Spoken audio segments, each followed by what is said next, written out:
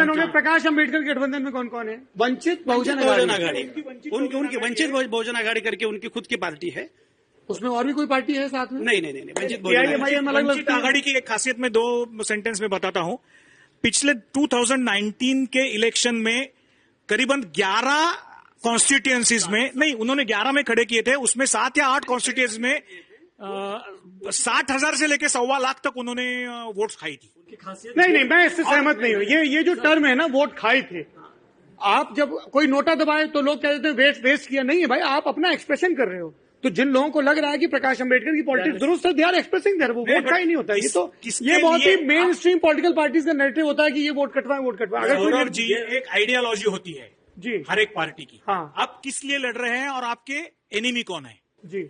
यही बात अगर क्लियर करके आप कन्विंस नहीं कर पा रहे हो और लोगों को अगर ऐसा लग रहे हो कि आप खड़े हैं तो आपका फायदा बीजेपी को, वो तो यहाँ पे जो बीजेपी कांग्रेस के अलावा शिवसेना और शरद पवार की पार्टी वो भी नहीं कर पाए।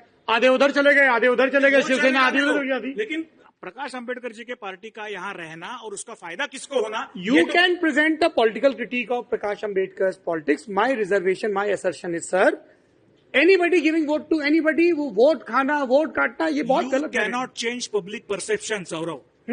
अगर पब्लिक पब्लिक परसेप्शन है तो पब्लिक वोट क्यों दे रही है उनको? 60,000 भी दे रहे हैं तो वो एक्सप्रेस कर रहे हैं ना अपना मत। वही तो, वो वोट अगर डिवाइड नहीं होता तो क्या होता, ये भी पब्लिक परसेप्शन देखना पड़ेगा ना। तो फिर आप 2 पार्टी सिस्टम कर दो, खत्म ही कर दो मल्टी पार्टी सिस्टम।